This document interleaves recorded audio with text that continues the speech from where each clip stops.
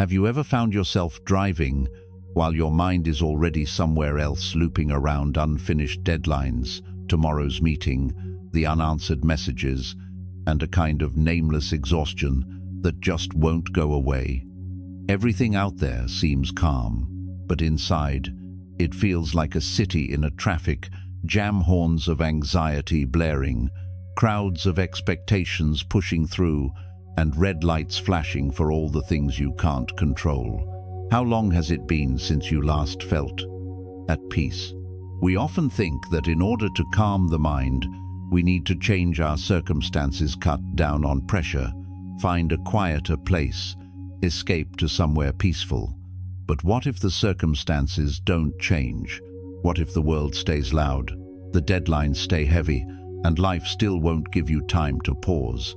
That's exactly when you need to learn how to cultivate peace from within. In this video, 10 simple strategies to calm your mind. Stoicism. You won't find hollow motivation. Instead, you'll discover 8 simple, profound, and practical strategies you can apply every day, drawn from Stoic philosophy, modern mindfulness, and real stories from Western life.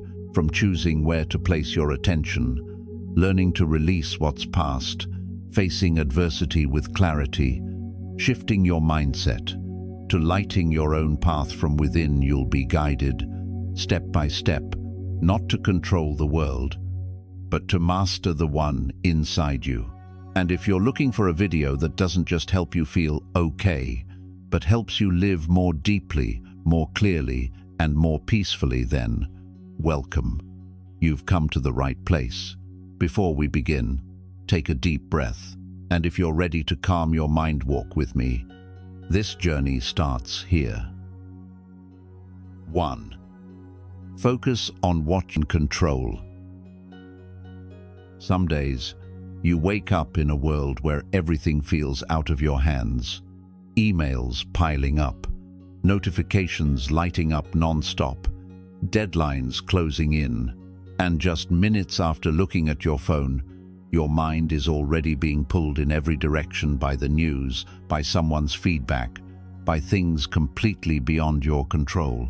Living in America, in the fast pace of modern life, where your value is measured by how fast you respond, we're pressured to always be available, always updated, always being pushed forward. The world begins to feel like an undercurrent that sweeps away even the most driven people, and without realizing it, you're trying to control everything just so you don't drown. I once spoke to an ER doctor in Texas who worked 16-hour shifts every day.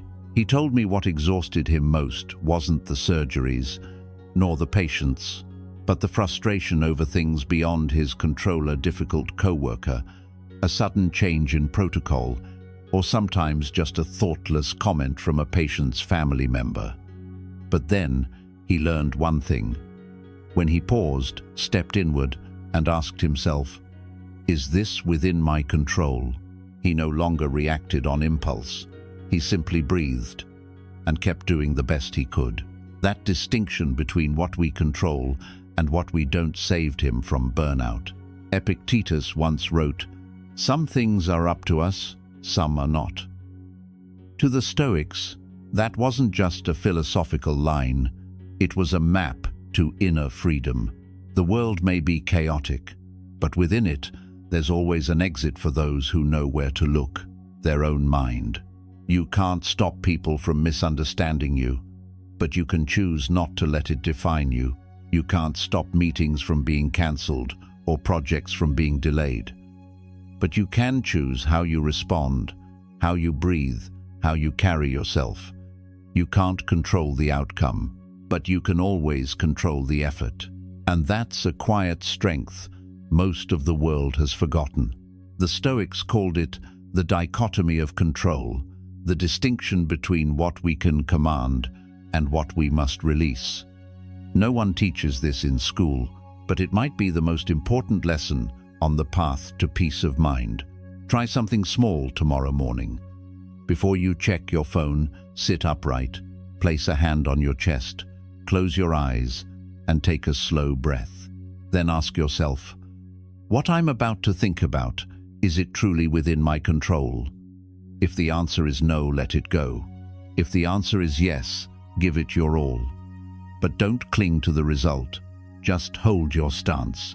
Because peace doesn't lie in everything going smoothly. It lies in knowing that, no matter what happens, you're clear on what belongs to you and what doesn't. And only then, you stop getting swept away. You don't need the world out there to be gentler. You just need to be steady within. 2. Let go of the past. Not everything that happens truly disappears. Some things are already behind us, but they continue to live in the mind, every day. And if we don't let go, the past will keep controlling our present. Oprah Winfrey understands this better than anyone. There's something she once said, after years of enduring a childhood marked by abuse, pain, and silence. Forgiveness is not for the other person, it's for you. If anyone understands what it feels like to be buried by the past, it's her. A little girl growing up in poverty in Mississippi, abused by family members, silenced for years just to survive. No one stood up for her. No one protected her. And inside that voiceless pain, Oprah grew up carrying a quiet, burning rage that never stopped. She once admitted there were seasons in her life where she was successful, but not happy. Because even with the lights, the fame, the applause, there was still dark corners inside her that had never been named. Until one day, she learned this. You cannot move forward if you keep dragging shadows that refuse to rest. Some things that happened to us were never our fault, but keeping them alive, replaying them over and over in our heads, making them the key to all our emotions, is something only we can choose to stop. And forgiveness is not an act of weakness, but a declaration of freedom. You know, our mind has a kind of trash bin too, but unlike a computer, it doesn't auto-delete. Pain, trauma, shame, anger. If we don't process them, they stay. They settle in quietly. You might think you've forgotten, but just one word, one look, one similar event, and it all comes rushing back, as if it was never healed. And that's when you realize, letting go of the past isn't about forgetting, it's about being free from its power. I once met a man in Florida, in his 40s, who still couldn't smile freely whenever he was around his father. Even though his father was now old, gentle, and no longer capable of causing harm, but inside that man still lived the boy who had once been beaten, belittled, called worthless. Every visit home was a visit back into tension, tightly held shoulders, swallowed words, sleepless nights. I asked him, "Do you want to let it go?" He went quiet for a long time. Then he said, "I do, but I don't know how." The truth is, the way forward doesn't begin with the other person. It begins with you. You don't need anyone to apologize in order to have the right to release.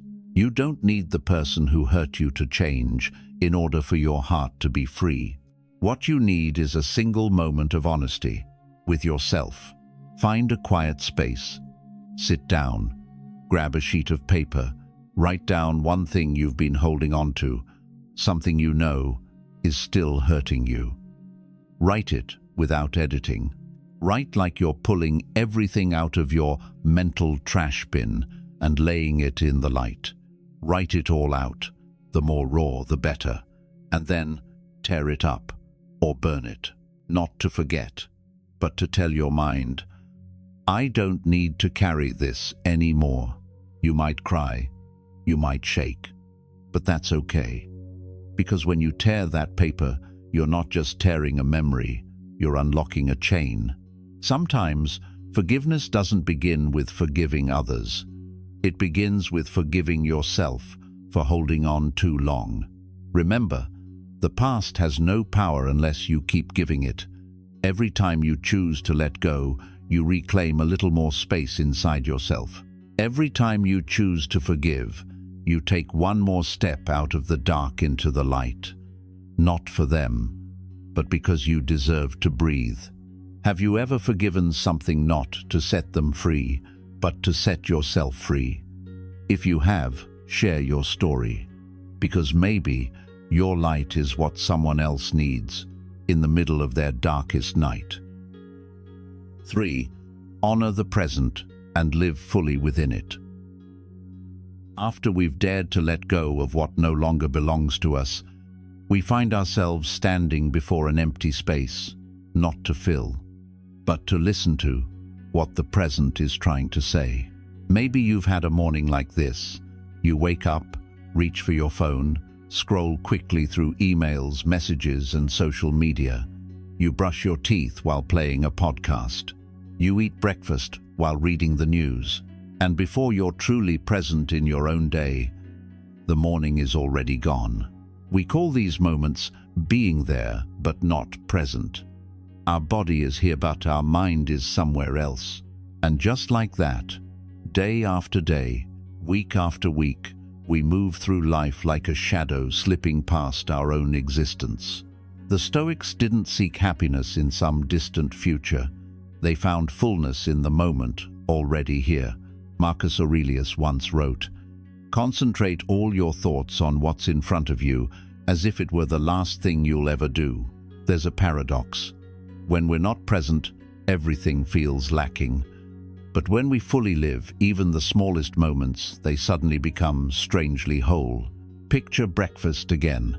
Instead of eating while looking at a screen, try setting your phone aside, switching your attention into airplane mode.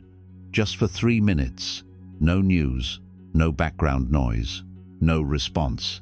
Just you, your breath, the taste of coffee, the soft light of morning. A simple return, but deeply restorative.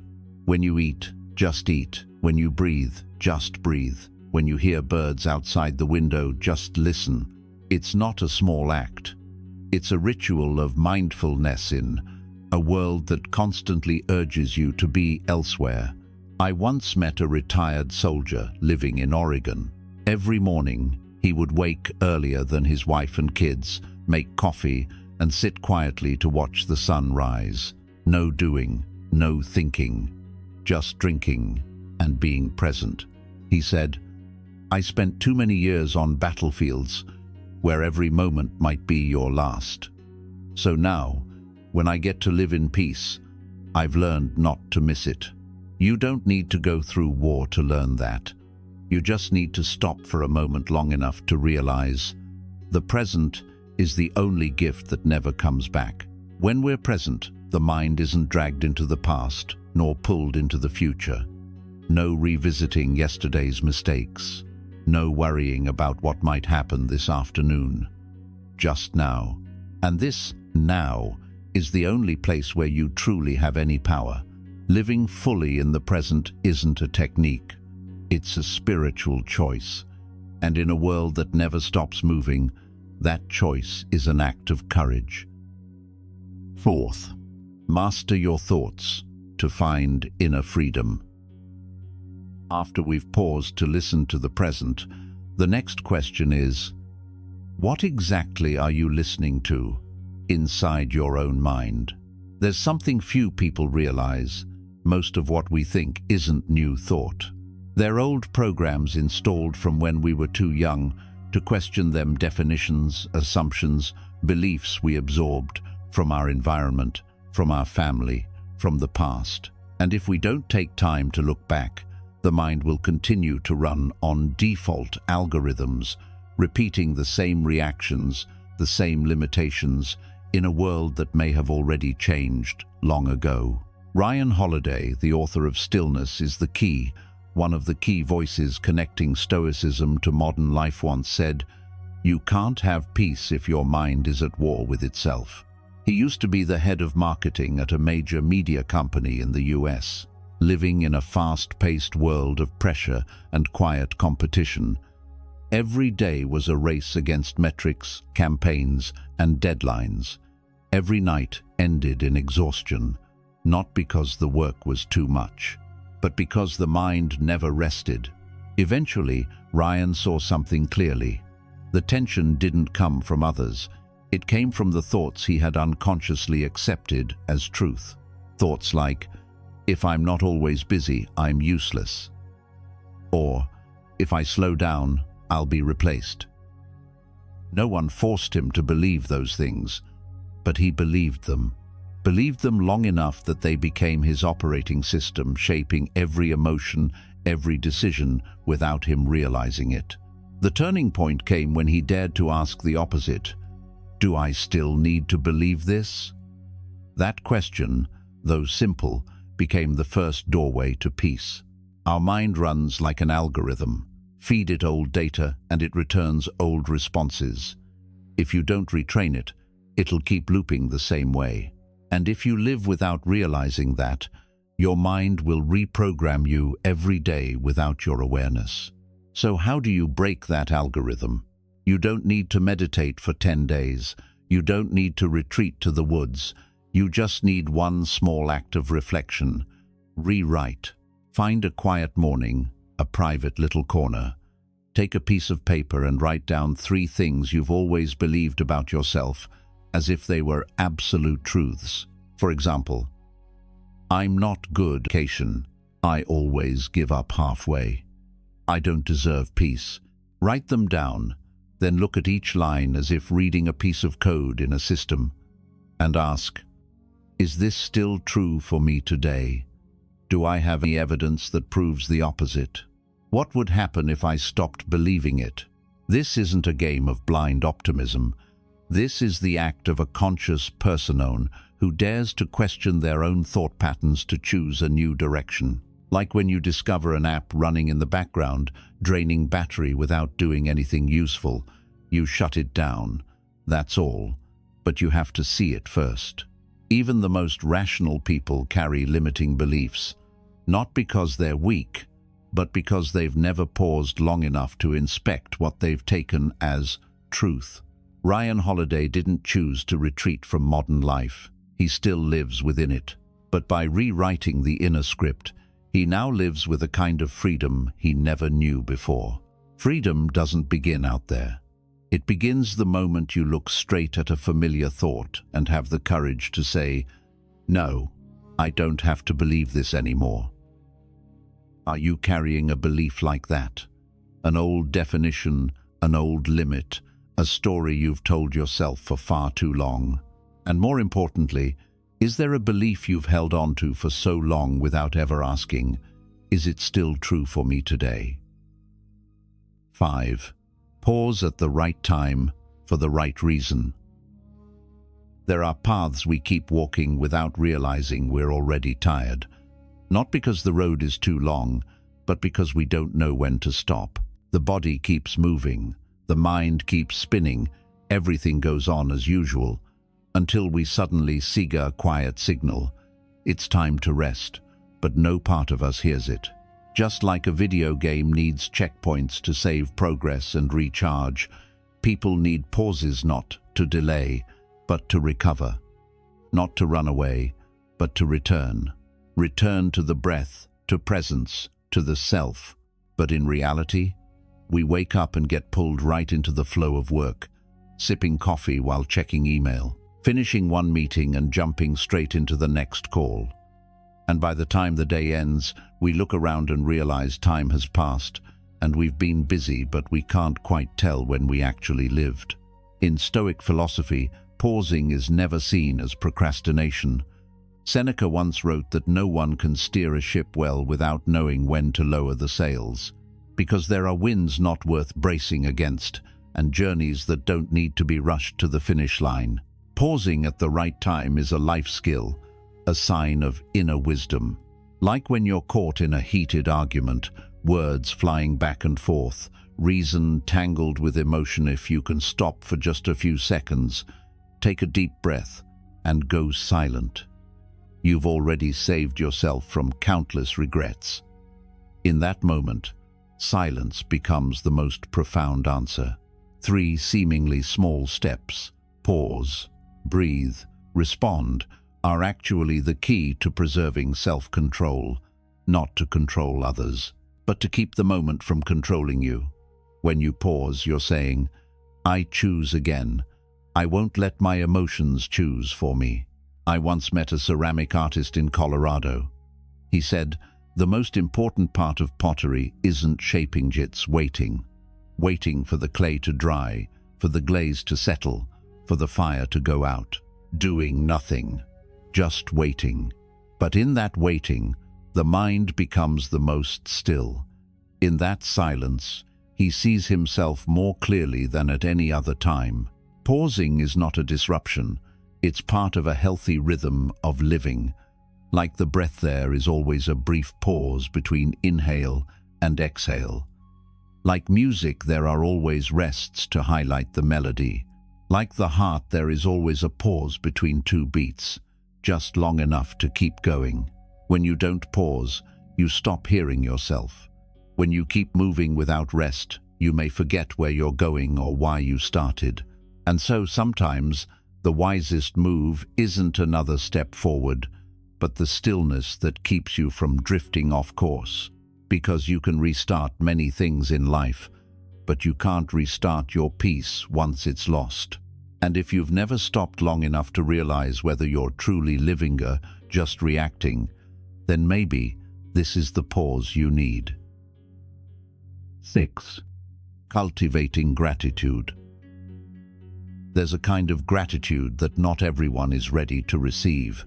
It's not the feeling you get when someone helps you, or when life flows smoothly, or when everything goes your way.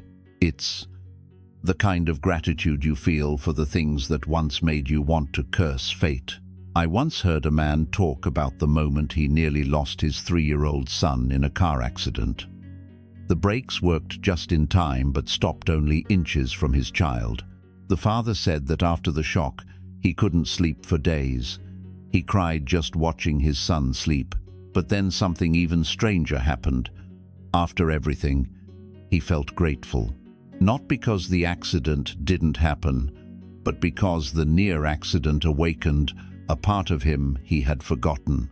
He said that moment made him realize how he had been unconsciously rushing through life, how he had treated his son as something guaranteed, and how work and worries had filled the space that should have belonged to his family. From that day forward, each morning he didn't write down 3 good things. Instead, he wrote down one thing that seemed unfortunate and tried to find in it something that made him grow. One day, it was an argument years ago that taught him how to listen. Another day, it was a time he lost his job that taught him humility. And one morning, it was the moment he stood at the edge of death that reminded him of what really mattered. Gratitude in this sense is no longer a pleasant feeling. It's an intentional act of the soul, a choice, like turning on the rear-view camera in your own mind, and instead of only seeing what hurt you, you start noticing how you've changed because of those scars. Gratitude isn't about painting life in rosy colors. It doesn't erase loss, and it doesn't lighten what happened, but it transforms how you face reality. From resentment to acceptance, to understanding, to freedom. Marcus Aurelius once wrote, "What stands in the way is not the enemy, it is the way." And if that path once brought you to your knees, then gratitude is how you rise again, not with a forced smile, but with a different way of seeing the world. Gratitude isn't the denial of negative emotions. It's the acknowledgement that they existed without allowing them to take over forever. You don't have to forgive everything or forget what once hurt you.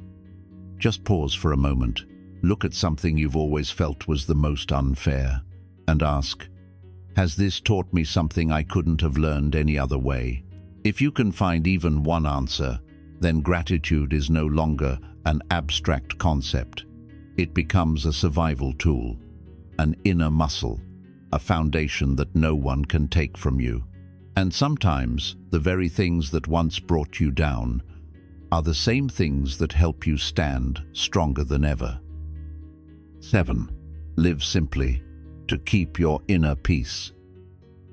Sometimes what exhausts us isn't the workload, but the weight of everything we force ourselves to carry. The need to try harder, to appear okay, to perform well in every role.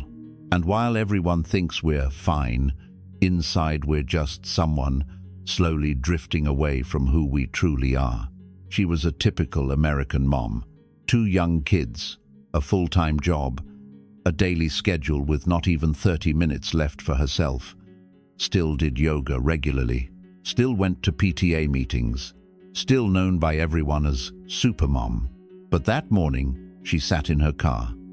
15 minutes, no radio, no door open, no text sent, just not wanting to get out. And for the first time in years, she asked herself, if I stopped doing all of this, who would I even be in their eyes? We often mistake living fully with playing every role. But no one can carry all roles without losing themselves somewhere in between. Living simply doesn't mean living less or living slowly. It means letting go of what isn't necessary so you can make space to keep what truly matters. Like a laptop with too many background apps running, none of them are wrong. But open them all at once and it will freeze. The mind is no different. It doesn't shatter. It just wears down, quietly unraveling beneath hundreds of unnamed expectations. Marcus Aurelius once wrote, "If you can cut back, you're heading toward greatness." Not because simplicity is noble, but because only the steady can afford to live with less yet, live more deeply.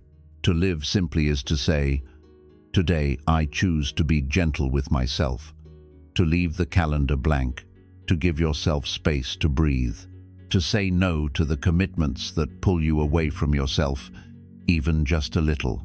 And strangely enough, it's on days like that that we can hear ourselves clearly. Not the part that screams for validation, but the quiet voice that gently says, "You don't need to carry the whole world. Just don't let your heart break." Peace isn't found in the things we add. It lives in the things we're brave enough to let go of at the right moment. 8. Turning adversity into a furnace for inner strength. There are moments when we think we're strong enough, until life brings us to our knees. A crisis, a shock, a loss that came without warning. The mind shatters like a pane of glass that's been struck, fragmented, chaotic, impossible to piece back the way it was. And so we go quiet. Not because there's nothing left to say, but because the old words no longer feel enough.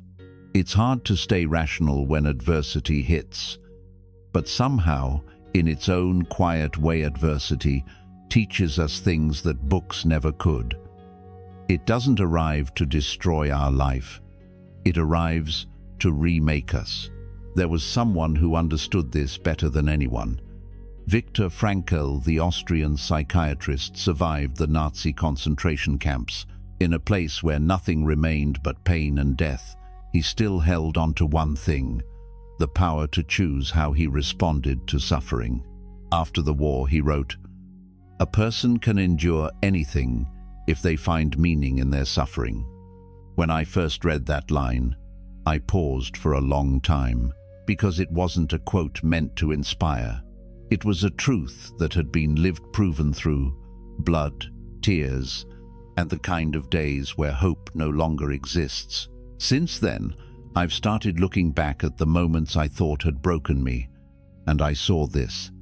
Every adversity is a flame, but fire doesn't always destroy. If we're brave enough to stand in it, fire can forge our beliefs, forge our limits, forge the way we love ourselves, the way we see others, the way we step back into a world that's no longer the same. And if you've ever walked through fire, you'll know this. Some lessons only reveal themselves after everything else has melted away. Not right away, not overnight, but months later, in a quiet afternoon, sitting with yourself, when you suddenly realize, because of that, I now know how to be steadier. What does adversity teach us?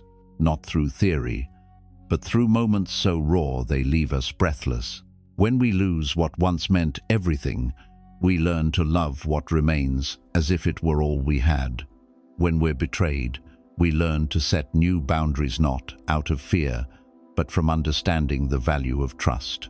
When we fall into failure, we learn how to speak with ourselves again. What had I been expecting? What part did I forget to care for? And when we rise again after it all, we learn something simple. We're stronger than we thought. Not because the pain is gone, but because even with the pain, we now know how to keep going. Stoicism doesn't teach us to deny our wounds. It teaches us not to surrender to them. And above all, it teaches us something deeply important: to rewrite the meaning of things that once felt meaningless. Because we don't get to choose who comes or goes in our life. We can't stop the world from changing or collapsing. But we can choose what we carry and what we let go of from each turning point. We can choose to no longer call it a wound, but an opening for light to enter. And then, one day, in a quiet afternoon alone, maybe you'll think to yourself, because of those things, I've learned to love the ordinary like a gift. To be silent not because I have nothing left to say, but because I finally understand. To no longer wait for someone to rescue me because I've already learned how to rescue myself. Do you have a wound like that?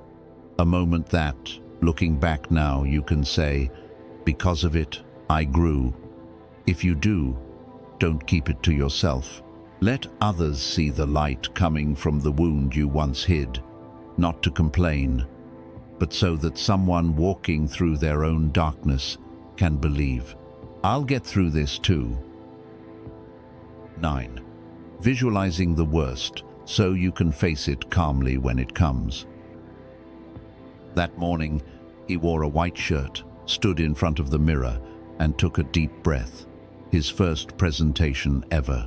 He had spent countless sleepless nights writing and rewriting every line of his pitch, rehearsing every tone, every glance. Everything was prepared with precision, almost perfect. But he forgot to prepare for one thing: imperfection. 3 minutes after entering the conference room, the projector glitched and distorted the fonts.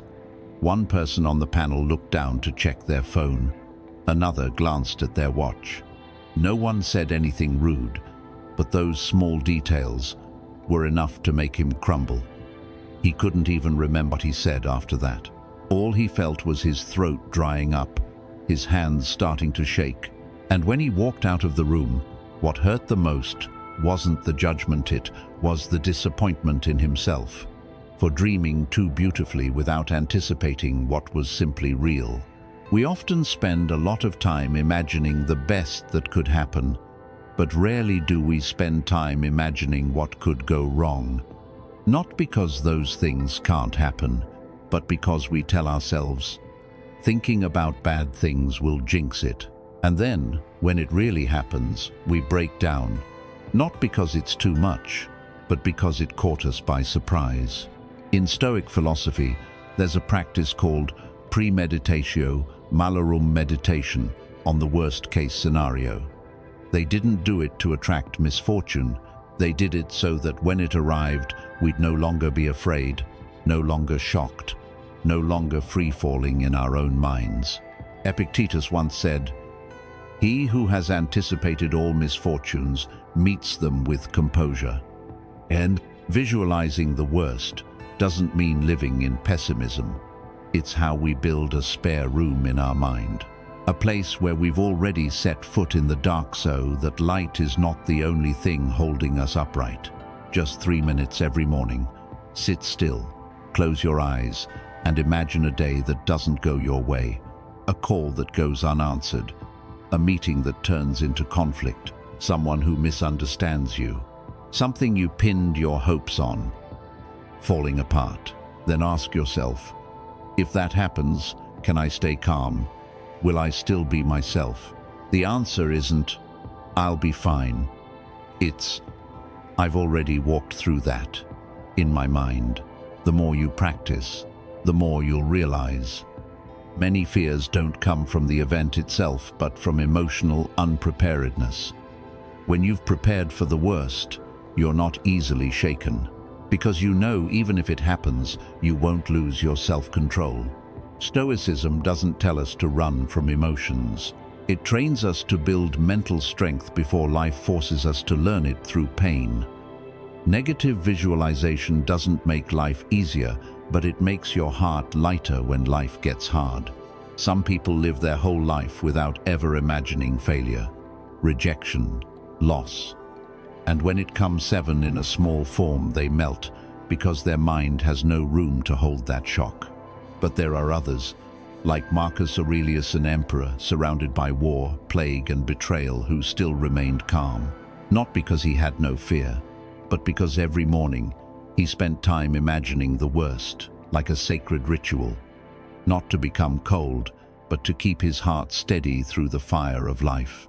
And then you'll see something strange happens. The more we visualize the worst, the more we appreciate the good. The more we face loss, the more grateful we become for what remains. The more we're familiar with uncertainty, the more peaceful we feel, even when nothing's gone wrong yet.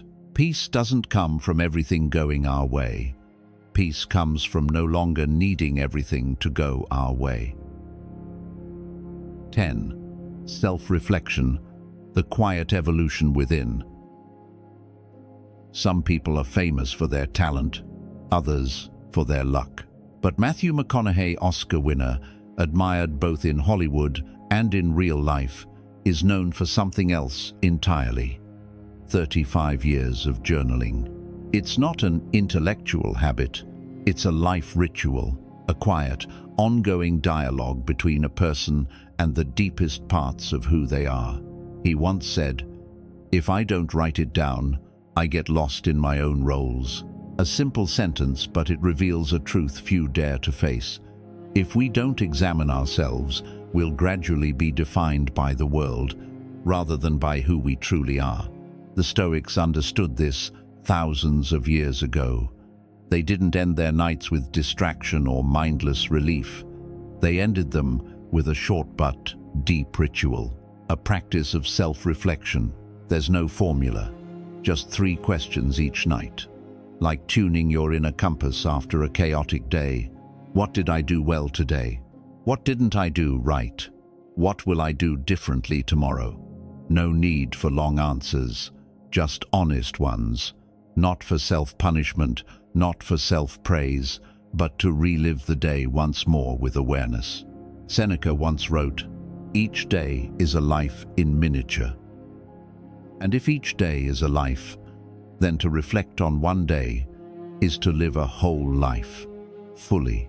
Self-reflection won't make you a better person overnight, but it helps you stop repeating yesterday's missteps unconsciously, like someone adjusting the rudder each night to stay on course through the winds of life.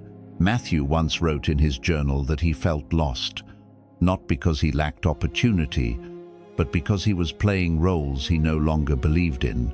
A few months later, he turned down million-dollar projects not out of burnout, but because he wanted to live in alignment with himself again. Only those who are quiet enough to look within will hear that kind of inner bell. Some journal entries don't lead to clear answers, but when you revisit them years later, you realize it was those silent lines that led you out of your darkest chapters. Reflection isn't about figuring everything out. It's about asking the right questions and letting your mind work quietly in the background. Sometimes the answer won't come that night, but it will come on a random morning as you wash your face, sip your tea, or watch the light spill through the window. And then you realize you've changed. No declarations, no grand turning points, just small, quiet choices made day by day. You know you're growing not when you achieve more, but when you react less to what used to upset you, when you pause before speaking, when you finally write down what you need to forgive and actually forgive it. It's a form of evolution, not loud, but real. Self-reflection is how we learn from ourselves. It's when you stop chasing the ideal version, others expectant, Start respecting the real version within you, even if it's not yet perfect. And you know what? Just like Matthew McConaughey with his quiet pages, you can begin with just one simple sentence each night. How did I live today? You've just walked through 10 strategies not to control the world, but to return to the one place you can truly master, yourself. Each chapter wasn't just a piece of advice, but a doorway leading you into the quiet space within, where peace doesn't need to be searched for, because it's already there, simply waiting to be remembered. You've learned how to choose where to place your attention, to let go of what has passed, to cherish what you have, to pause at the right time, and to face yourself not with logic, but with the deepest kind of honesty. Maybe you won't remember every single strategy, but if just one of them touches you deeply enough, that's already enough to begin. Because peace doesn't arrive overnight. It comes in pieces, through choices, through how you answer life day by day. There will be times when you forget, when you react instead of respond, when you find yourself swept into things that don't truly matter. But then you'll remember that you once sat in front of this video in a rare moment of stillness and you knew you could do things differently. You don't need to be perfect, just awake. You don't need to conquer the world, just hold your own center unbroken. And if someday, in the middle of the noise, you feel like coming back, this video will still be here, like a quiet reminder. Peace is not a destination, it's how you walk step by step with a steady mind. Thank you for walking with me. Keep your center strong and live deeply, no matter how loud the world gets. If one of these strategies helped you slow down, see more clearly, or feel a little lighter, leave a few words in the comments, because maybe your voice will be the light that helps someone else make it through their season of chaos.